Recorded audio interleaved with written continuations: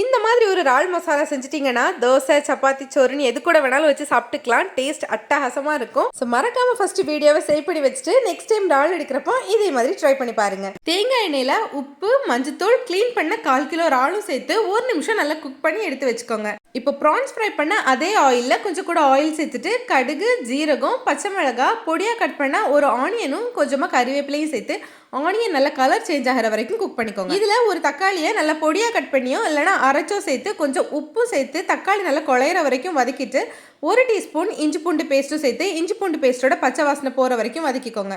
இப்போ இதில் கொஞ்சமாக மஞ்சத்தூள் 1/4 டீஸ்பூன் பெருஞ்சீரகத்தூள் 1 டீஸ்பூன் மல்லித்தூள் 1 டீஸ்பூன் மிளகாய்த்தூள் சேர்த்து பச்சை வாசனை போகிற வரைக்கும் வதக்கிட்டு கொஞ்சமாக புளி தண்ணியும் உப்பும் சேர்த்து மிக்ஸ் பண்ணிட்டு நம்ம ஃப்ரை பண்ணி வச்சிருந்த இறாலை இதோட சேர்த்து நல்லா மிக்ஸ் பண்ணிக்கோங்க. இறால் மசாலாவோட நல்லா மிக்ஸ் ஆனதுக்கு அப்புறமா 1/2 கப் அளவு தண்ணி சேர்த்து சிம்மில் ஒரு 2 நிமிஷம் மூடி போட்டு ஓப்பன் பண்ணிட்டு கடைசியாக கொஞ்சம் கொத்தமல்லி தூவி இறக்குனீங்கன்னா சம்பவம் ரெடி.